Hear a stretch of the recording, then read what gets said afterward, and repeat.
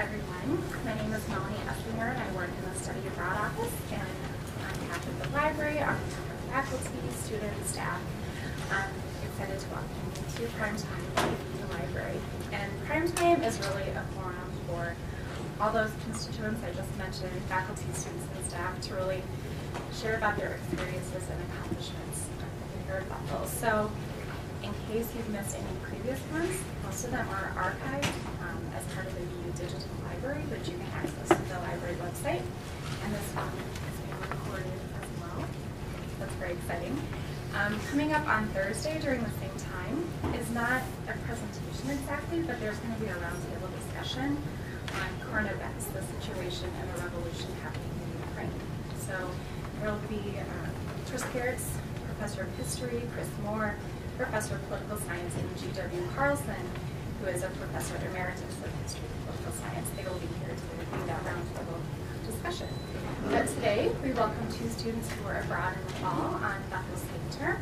So they're going to be presenting adventures in Spain. We've been to the Mountaintop. So we welcome Jenny Hudalla and LeGrand. Well, as Melanie said, I'm LeGrand and this is Jenny.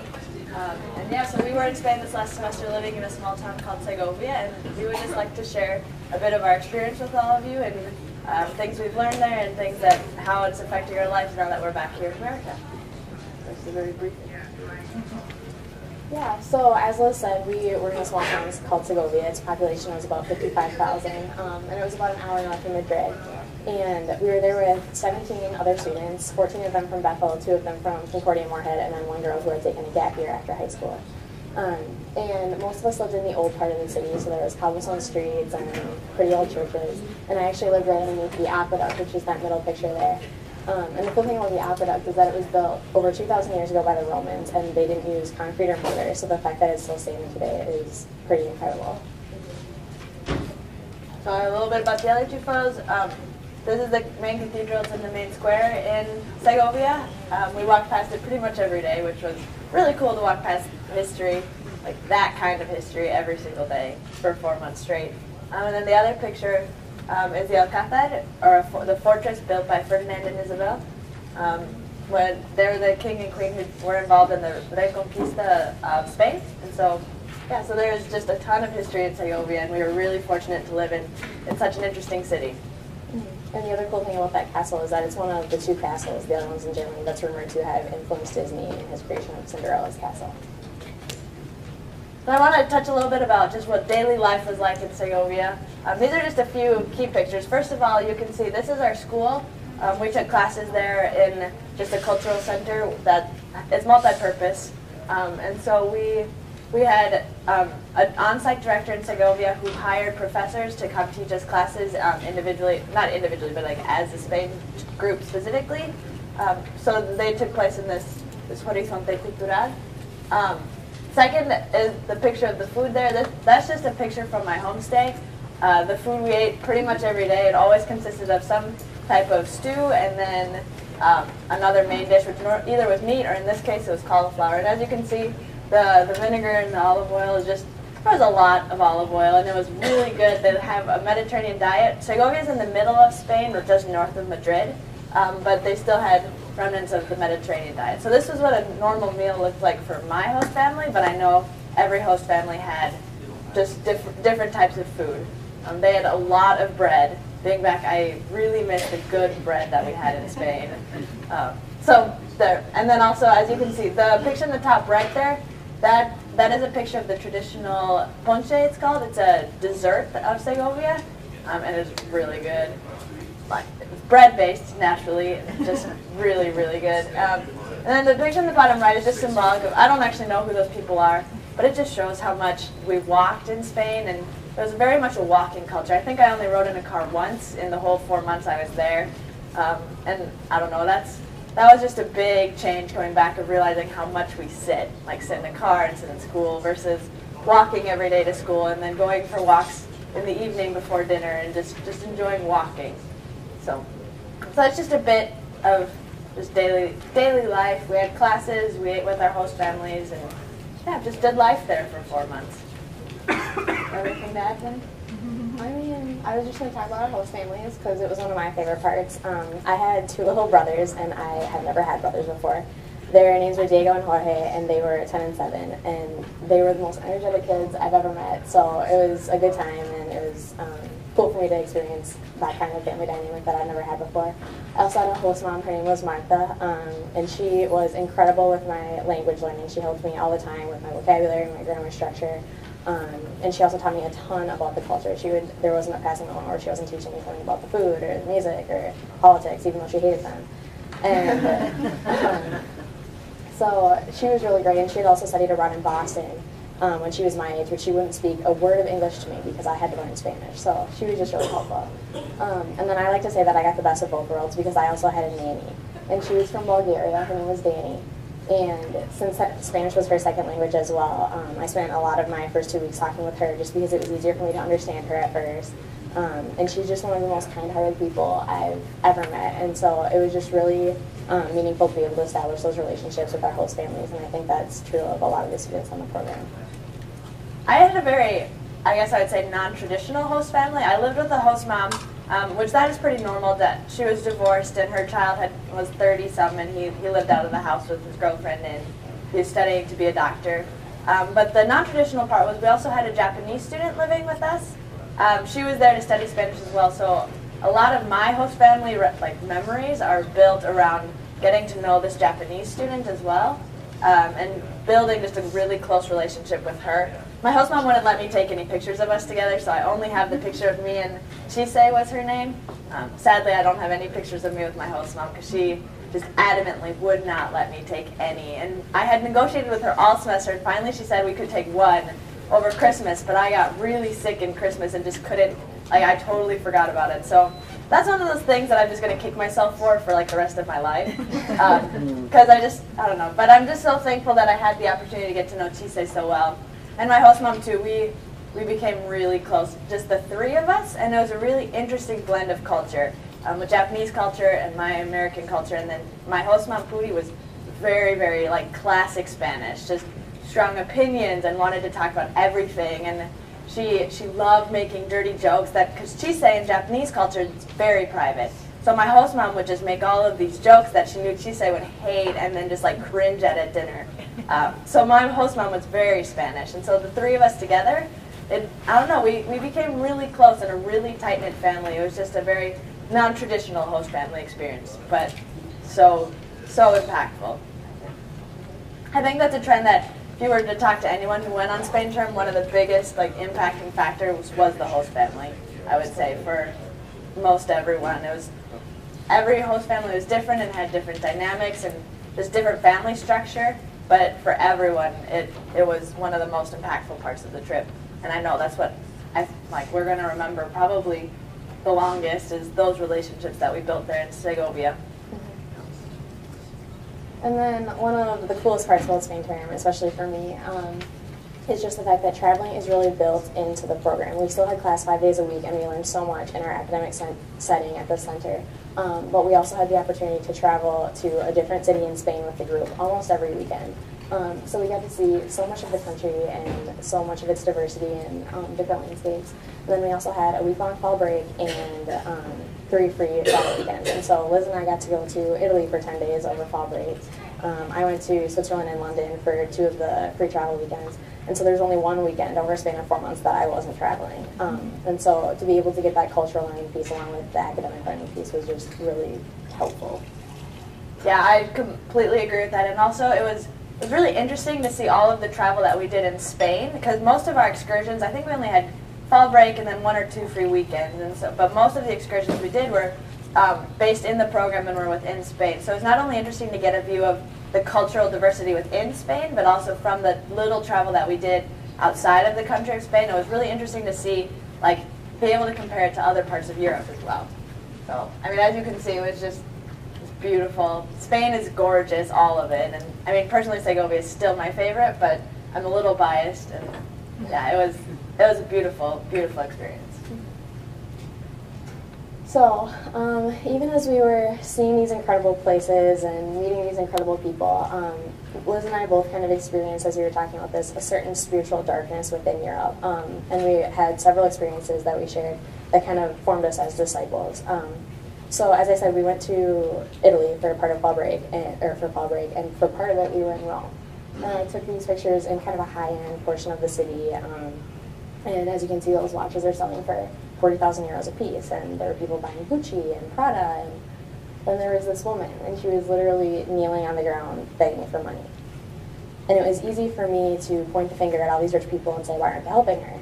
But I also kind of realized that I had to point the finger back at myself and say, I mean, I have euros, not a lot, but I have some, like, why aren't I giving any to her? And then the same kind of thing happened to me while I was outside a sandwich shop. I just bought like a €3 sandwich, and this little old lady came up to me and was motioning for my food. And without even thinking about it, without even like, almost instinctively, I just turned and followed my friends up the block. And the second I did it, the Bible verse in Matthew, when Jesus is saying, I was hungry and you didn't feed me, came to mind. And so I really had to kind of step back from that situation and think about why I was acting that way. And I think I've kind of been socialized in America to believe that people who are begging are just going to use the money for drugs, or they're just going to snatch my wallet out of my hand when I get it out. And so I brought that distrust with me to Europe. And I think when I was confronted so personally, so in my face with that issue, it kind of made me realize that I need to ask myself if my actions are lining up with my claim to be a Christ follower. And I mean, bottom line, Jesus would have given her the sandwich. He would have given that lady whatever euros he had. And so it wasn't just about learning about, you know, the academic piece or the cultural piece. It was about learning how to be a disciple. For me, what really impacted me was the spiritual just deadness of Spain, and then also living with Chise and getting to know Japanese culture. When we started having conversations at the beginning of the semester, I asked her, like, Chise, what do you think, like being a Protestant or being an evangelical? By the way, our relationship was built in Spanish, me and her, and so we spoke in Spanish even though it was her third language and my second language. So a lot of these conversations were really just like basic, get the idea across, but as the semester went on, we were able to have more just like deep conversations. And so one of the first conversations we had is she said something about how Catholicism and like my Christianity, evangelical Christianity, is basically the same thing. And I was like, oh, really? Like, what do you know about them? And like, what do you know? And she's like, well, I know that they're the same, and I know that Eve opened Pandora's box. Like, other than that, that's all I know about the Bible. And I was like, oh, okay. Would you like me to explain it to you a little bit? And she's like, yeah, like I'd really like to learn about it. So then it came to this point of, okay, in Spanish, there's God, and He loves us.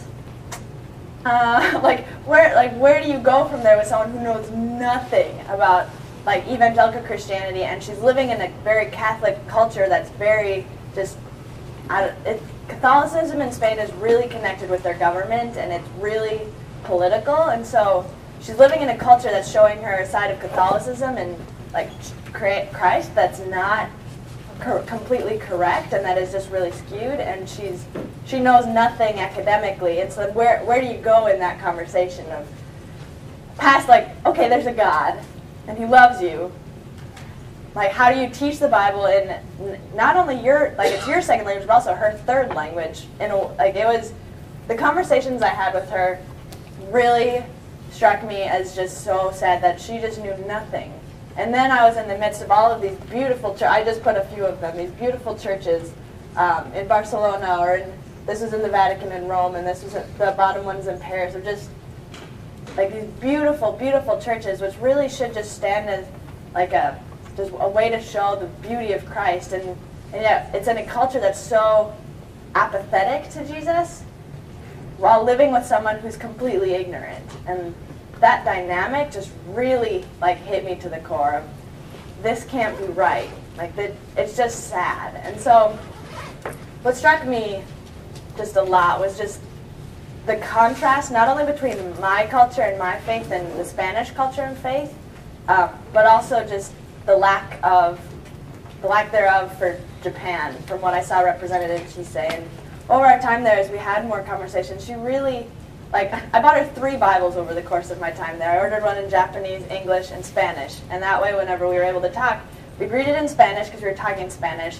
And then we'd both go read it in the English and Japanese, and then come back to Spanish, and then negotiate meaning in Spanish, and then move forward. And it's just like any conversation took 3 times longer than it needed to. But by the end of it, she was really interested in it, and really wanted the faith that I had. And it just really hit me as so sad that they're like Japan. I don't know. I've never been to Japan and I've never been to Asia, but from what I saw represented in Shisei, it's just so heartbreaking to me that within 3 months I was able to show her Christ enough in both of our foreign language that she was interested in and wanted that faith and believed that faith. But I don't know. That was just really impactful for me. So. I don't know. And one more thing, going back to the deadness of Spain that we saw is in the top right there. You can see a picture of it's. I don't know if you can tell very clearly, but it's a statue of a woman dressed in blue, and they're carting her on this.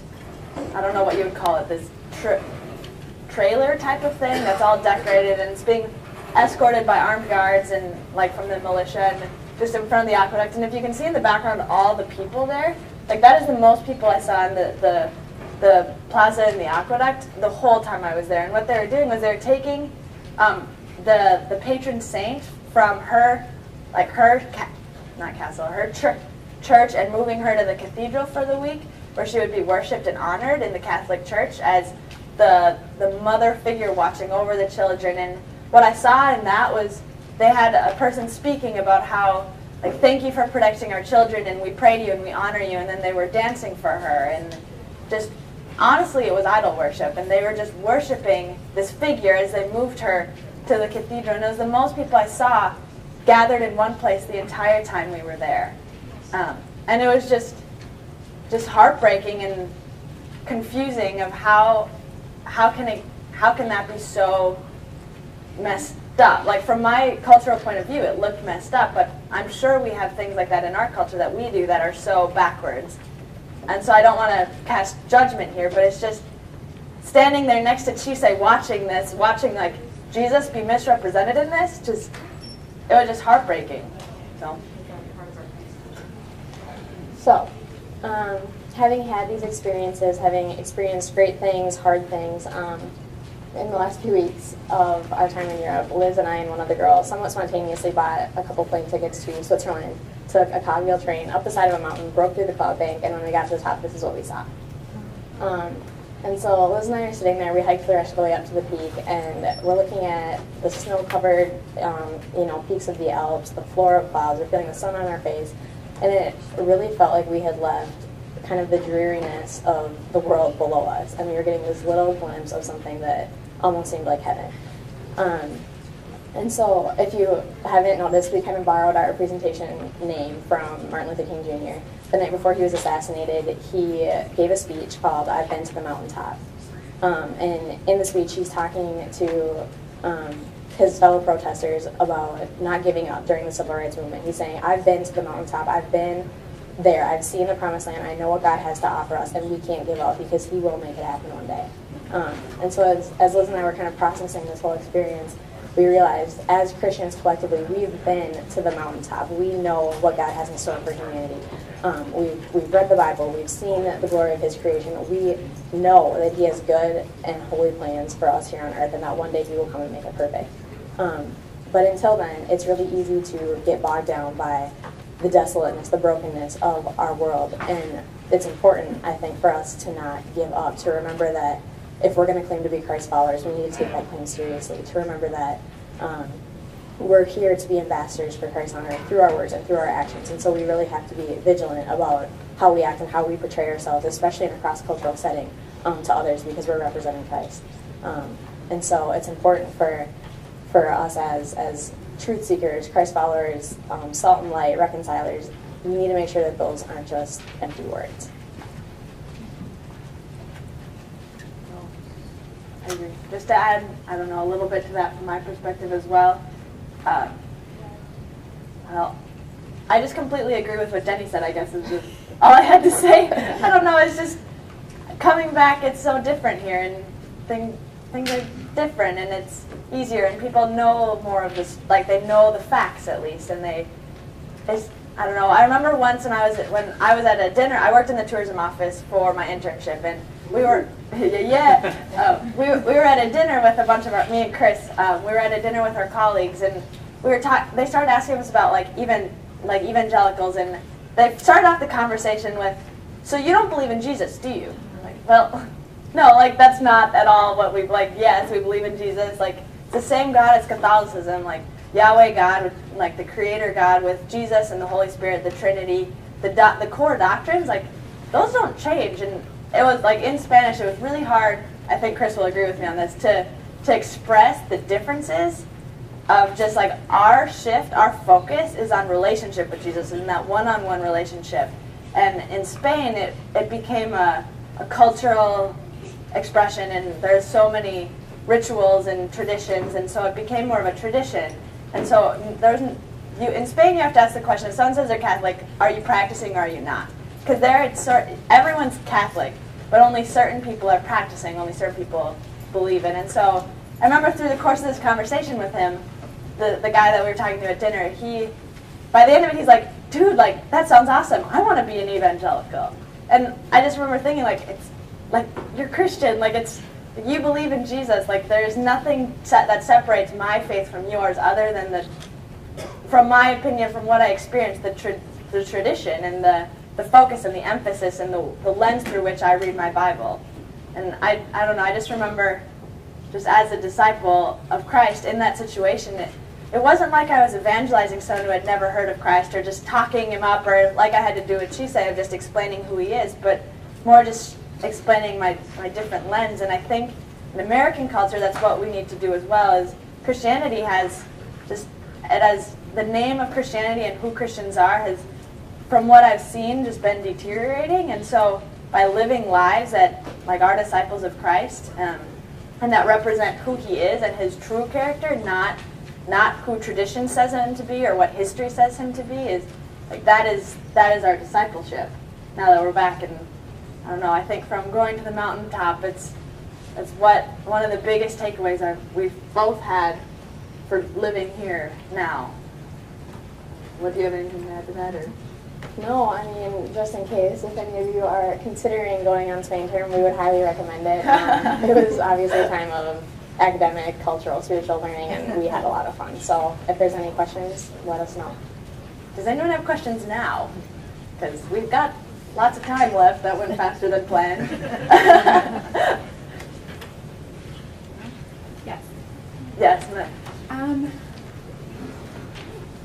When you got there, what was the first thing that made you think, wow, I'm not in America anymore? Good one. Other than the sleep deprivation. And the language. I mean, the language change, suddenly not understanding things. Yeah. But those are really obvious ones. I don't know, what do you think, Jen? I mean, I kind of eased into it because I had been in Ireland and Greece before I went to Spain, so I was used to not understanding people. But I think when my mom was with me for those first 2 weeks when I was in Europe, and she dropped me off at the Madrid airport, and so I had to find my way to the rest of the group who was arriving. And so as I was like navigating all these signs, I'm like, I can read this sign, you can do it, like there's English there. And I found one of the kids who had been also in Europe early, and I was just like, oh my gosh, familiar face. And I think I realized how alone I felt in that moment. I was like, I'm not in where I'm supposed to be. But it turned into where I was supposed to be. It turned into home, so that was cool. Anyone else? Yeah? I'm just curious how this program complemented your career aspirations or just your future goals. Right. Do you want to answer first, or should I? Yeah, you go first. Okay. Well, I'm also a computer science major. I'm computer science and Spanish double major and a business minor. So for me, I don't really know what my career aspirations are. And so the process of going through college has been learning what my passions are and praying that God will lead me into a place where my passions and my abilities can overlap. Because my strength is in problem solving and in analytical thinking. But my passion, especially since being back, is for the world. And like the things that struck me with Chise and with my host mom is where my heart is. And so right now I'm currently in the process of reconciling that and just praying about God leading me and intervening and taking me where those overlap in a career setting. I've always known that I want to work internationally, and whether that be a job based here where I travel internationally or whether I live in another country, I know that the recognition of like how important it is to live a life as a Christ follower and live that life out, and how that's seen in how that was seen in such a short time in Spain, and just with my host sister and my host mom too. I think that no matter where I end up working, whether that's here and traveling internationally or living there, even if I don't end up in an international role, I think just I have really learned that no matter where I am or what I'm doing, people are more important than the problem solving, and just the intrinsic value of relationships is so great that it cannot be overstated. So that's what I've learned. What about you, Jenny? Yeah, my primary major has always been journalism, and so before I went, I was like, yes, I'm going to go write, I'm going to talk about issues of social justice because that's what matters. And I went to Spain, and I had just such a real experience, like I said, with encounters with homelessness, and even Spain is more of a paternalistic society, is that like male-dominated society, and so just kind of experiencing those things on a more personal level. I came back, and now I'm kind of like Liz at a reevaluating period, just because I did have that experience of the radical nature of the gospel and what it really means to follow what the Bible says, because I think in America we like to sugarcoat it because it helps us maintain the privilege that we do have. And so I am just kind of reevaluating and thinking, well, is writing enough? Like, do I need to be more in the midst of all these issues? Do I need to really let myself be close to people who are suffering instead of just writing about them in a story? So. Can you describe your favorite kind of topic that you have? Well, there's always tapa competitions going on, always, and I think there's probably 3 while we were there, Chris, 3, 4. I think so. There was quite a few. There was always tapa competitions going on where restaurants would pick their specialty tapa and then serve it for a special price. And so I remember one distinctly. It was like a roast duck with this orange chocolate sauce thing on it, and it was really interesting. So that was one that stuck out to me. It was really good. I don't feel the need to eat it again or reproduce it here, but it was really good in the moment, and it was worth €1 or 2 or whatever it cost. But how about you? Did you have any that stuck out? I mean, I was really bad at trying new food. So the tapas I did have were like nachos and like some quesadillas maybe. I think I found at one place. Chocolate bonbon in another place. So I didn't try anything super exotic. But I had a question. Can you tell us about a moment where you did something that might have been culturally embarrassing or insensitive that you can think of? Maybe let's keep it within Spain, not within the other countries. Gee, well, thanks, Chris, for asking that. Next time you're giving a presentation, I'm going to remember this question. Oh, I don't know. I mean, there were certainly things. yeah, I definitely did something dumb. Nothing's coming to mind right now. I don't know, because you know this. After a while, the stupid cultural things that you do, you just kind of just learn to brush off your shoulders because you don't know the culture. And so there's just thousands of little things that have happened, whether it be in your host family or out on the streets, or or waiting for the bill whenever you realize in Spain you have to ask for it. Things like that. You just learn to just brush it off because your grammar's always going to suck. Everyone knows you're a foreigner, and You can't hide it. you might as well just embrace the mistakes. I can't think of any big specific. It's okay, and I mean, there's obviously probably lots of different examples. It's hard to think of. Gee, thanks. In general. Did you have one in mind that they did? Yeah, Not great. at all. I was just trying to think of something embarrassing to ask you. So. Good friend. I mean, I guess when we were in Italy, I don't know if this is embarrassing, but we were doing so good. We had navigated all the different planes, and we arrived in Milan, and we were catching our shuttle to our hotel, and Sam was there actually, and we got dropped off in the middle of a dark highway during a thunderstorm, and we had no idea where we were. And there were no lights on that highway. With a family of Norwegians or something? Yeah, that was... Yeah. This isn't our hotel. There's nothing here. And so we all kind of considered the possibility of the Norwegians, because they had offered, they were like, oh, we know where your hotel is, we'll take you there. And we were like, they cannot kill us, should we follow them? But we followed them and they were like the nicest people ever and they got us to our hotel, so thank God for them.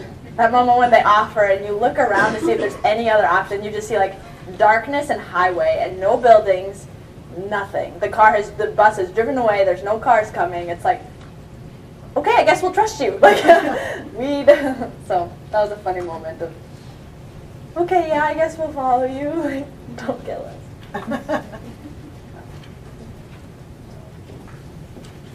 Anyone else? No? Great, thank Okay. you. Well, thank you for listening.